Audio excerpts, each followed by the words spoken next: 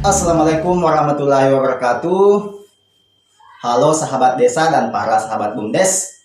Salah satu kendala yang paling sering dialami oleh para pengurus BUMDes adalah tentang bagaimana menyusun pembukuan BUMDes dengan sistem akuntansi sederhana. Jadi, pada video ini kita akan belajar tentang teknis penyusunan pembukuan dan pencatatan transaksi pada badan usaha milik desa atau pada BUMDes.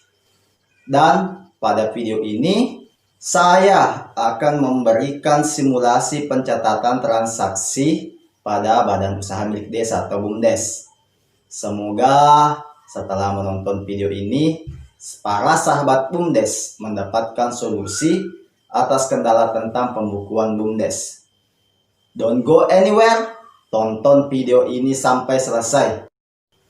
Sebagaimana yang dimaksud dalam Peraturan Menteri Desa Nomor 4 Tahun 2015 yang termaktub dalam Pasal 1 Ayat 2, badan usaha milik desa selanjutnya disebut BUMDes adalah badan usaha yang seluruh atau sebagian besar modalnya dimiliki oleh desa melalui penyertaan secara langsung yang berasal dari kekayaan desa yang dipisahkan guna mengelola aset, jasa pelayanan, dan usaha lainnya untuk sebesar-besarnya kesejahteraan masyarakat desa.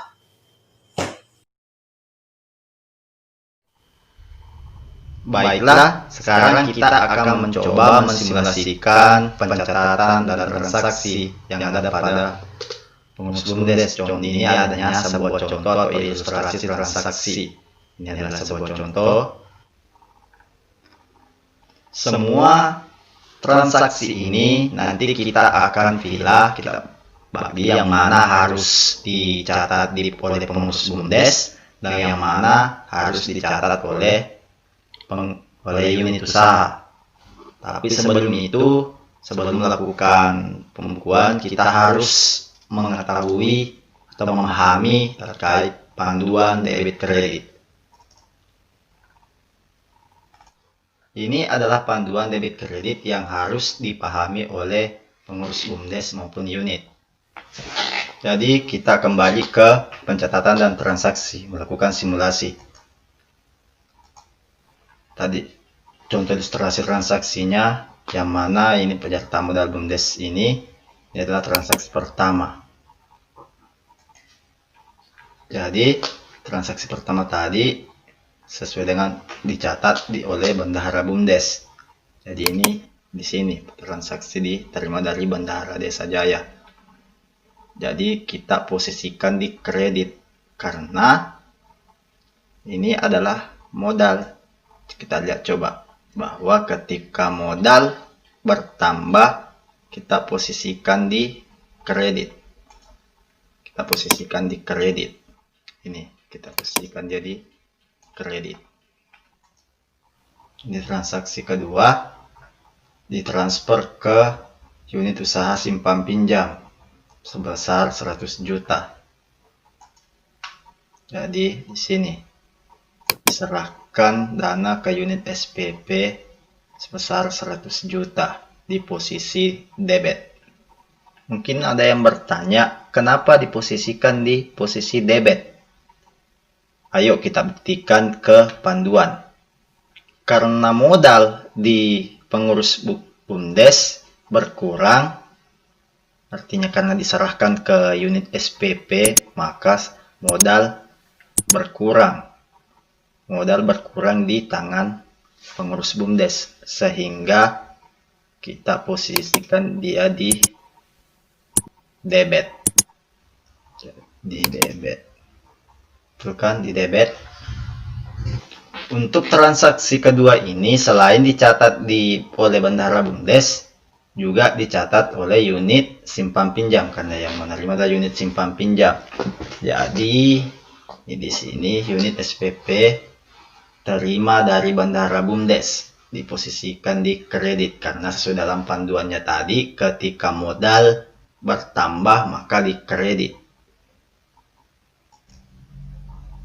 Mungkin ada yang bertanya, kenapa pencatatan di Bandara Bumdes transaksi ini dicatat di debit, sedangkan di unit SPP diposisikan di kredit.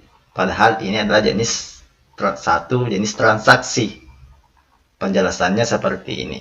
Karena modalnya berkurang, maka diposisikan di debit, sedangkan di unit SPP modalnya bertambah, maka diposisikan di kredit. Sekarang kita ke transaksi yang ketiga. Jadi ini ada 50 juta ke unit usaha bengkel. Jadi serahkan dana ke unit bengkel sebesar 5 juta rupiah. Jadi kita posisikan di debit karena modal di pengurus Bumdes berkurang.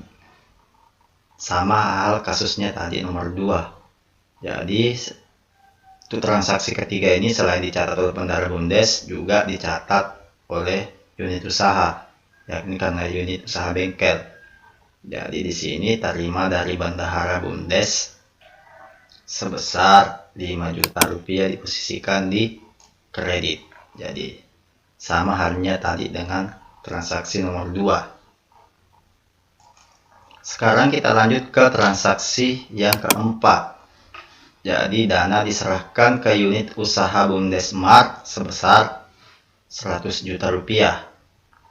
Ini adalah transaksi yang keempat dalam ilustrasi tadi, serahkan dana ke unit Bumdesmart, yang mana modal di pengurus Bumdes berkurang karena diserahkan ke unit usaha Bumdesmart, maka kita posisikan di debit karena modal di pengurus Bumdes berkurang. Sedangkan yang dicatat oleh unit usaha Bumdesmart modalnya bertambah, modal unit usaha Bumdesmart bertambah, kali diposisikan di kredit. Sekarang kita lanjut ke transaksi berikutnya, yakni transaksi ke-5, yang mana modal yang diterima oleh unit simpan pinjam telah disalurkan, yakni dengan 20 nasabah masing-masing 5 juta. Jadi 20 nasabah sebesar 5 juta dengan jasa angsuran 1% per bulan. Jadi dalam proses pencatatannya transaksi kelima ini yakni catat oleh unit usaha SPP simpan pinjam, jadi pinjaman ke 20 nasabah masing-masing sebesar 5 juta. Mungkin ada yang bertanya, kenapa diposisikan di debit? Nah, kita lihat panduan debit dan kreditnya. Di panduan debit dan kredit ini kita bertanya, mencari mana peminjam masuk dalam kategori apa. Peminjam itu adalah kategori piutang, sementara piutang itu masuk dalam kategori aset lancar. Jadi dia masuk dalam kategori aset. Jadi ketika aset bertambah, maka kita debit. Dalam pencatatannya diposisikan di debit karena peminjamnya adalah jenis piutang. Kita ke transaksi selanjutnya, yakni unit usaha bengkel dengan pembelian alat perbengkelan sebesar 15 juta rupiah. Transaksi ke-6 ini dicatat oleh Bendahara Bumdes. Ini beli alat perbengkelan sebesar 15 juta. Jadi mungkin ada yang bertanya, padahal tadi transaksinya adalah di unit usaha bengkel, kenapa tidak dicatat di unit usaha bengkel? Kenapa tercatat di pencatatan Bendahara Bumdes? Jawabannya seperti ini. Karena alat perbengkelan ini masuk dalam kategori aset tetap. Jadi semua pembelanjaan aset tetap itu harus dilaksanakan oleh pengurus Bumdes.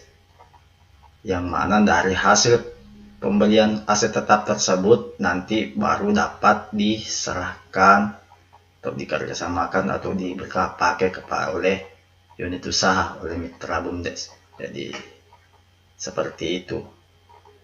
Jadi yang manakah yang masuk dalam kategori-kategori aset tetap itu? Jadi yang masuk dalam kategori aset tetap atau aktiva tetap, yakni seperti tanah dan bangunan, kendaraan dan mesin, barang elektronik, meubeler, aset tetap lainnya akumulasi penyusutan. Jadi dalam hal pembelanjaan tanah dan bangunan, kendaraan dan mesin, barang elektronik, meubeler, dan aset tetap lainnya itu dilaksanakan oleh pengurus BUMDes, kemudian diserahkan kepada unit nanti untuk dipergunakan. Jadi adapun alur pengeluaran dalam BUMDes seperti pada kasus tadi, untuk khususnya pembelanjaan aset tetap, jadi pertama-tama unit usaha lakukan form pengajuan. Jadi unit usaha seperti tadi berarti mengajukan untuk pembelian alat-alat perbengkelan kepada bendahara. Kemudian sebelum di ACC-kan, bendahara harus melapor kepada ketua untuk dilakukan otorisasi. Selanjutnya, ketua setelah diotorisasi, bendahara dapat melaksanakan. Karena dalam kasus tadi, karena harusnya pada dananya ada pada kas tunai, jadi bendahara bisa langsung membelanjakan, maka pencatatannya dilaksanakan oleh bendahara, nanti kemudian diserahkan kepada unit usaha. Atau sekarang kenapa tercatat di debit? Jawabannya yaitu karena alat perbengkelan tadi itu kan masuk dalam kategori aset tetap. Jadi ketika aset tetap bertambah, maka kita debit. Sekarang kita ke transaksi berikutnya, yakni transaksi ke-7, yakni sewa gedung sebesar 30 juta rupiah. Jadi transaksi ke-7 dicatat oleh bendahara BUMDes. Jadi dicatat oleh bendahara BUMDes, yakni sewa gedung bengkel sebesar 30 juta rupiah. Karena ini hampir sama dengan kasus nomor 6 tadi, dilaksanakan oleh bendahara BUMDes, tidak dicatat langsung oleh unit usaha bengkel. Pertanyaannya selanjutnya, kenapa diposisikan di debit? Sewa gedung masuk dalam kategori biaya,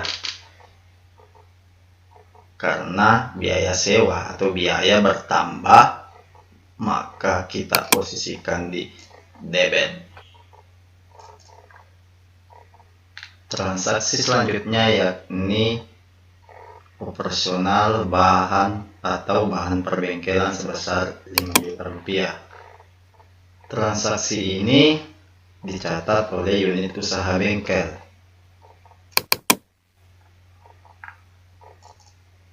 Kenapa dicatat oleh unit usaha bengkel? Karena ini beda dengan kasusnya tadi.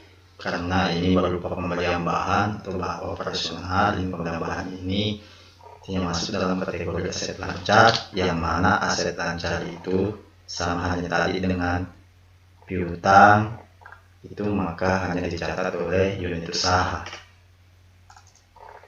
Transaksi ini diposisikan di debit. Kenapa diposisikan di debit? Karena bahan perbengkelan itu masuk dalam kategori aset lancar.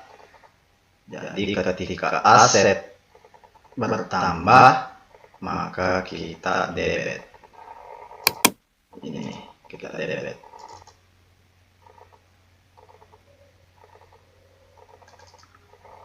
Sekarang kita ke transaksi selanjutnya, yakni transaksi 9, yakni di unit usaha BUMDes Smart berupa pembelian mobiliar.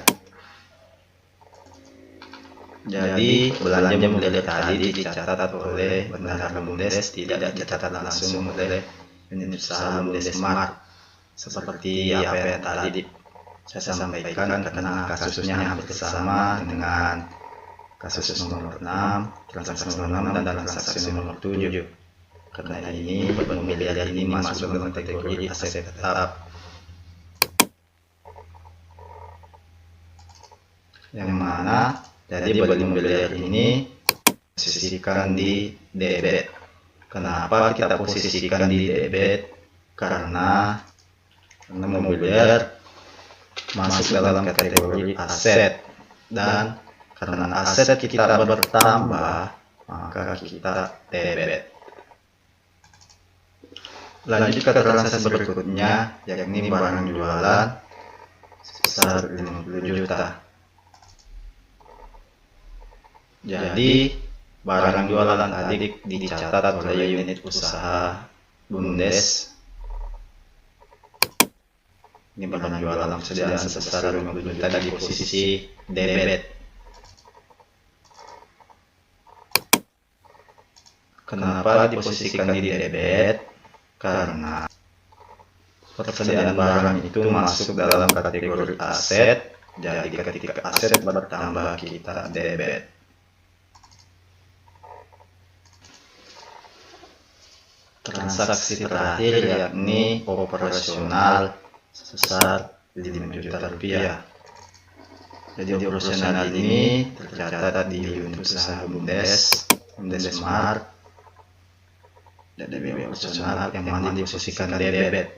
Jadi seperti disampaikan tadi bahwa operasional dimasukkan dalam aset lancar, jadi ketika aset bertambah kita debit. Jadi ini sama dengan kasus tadi nomor 8 dan nomor 7.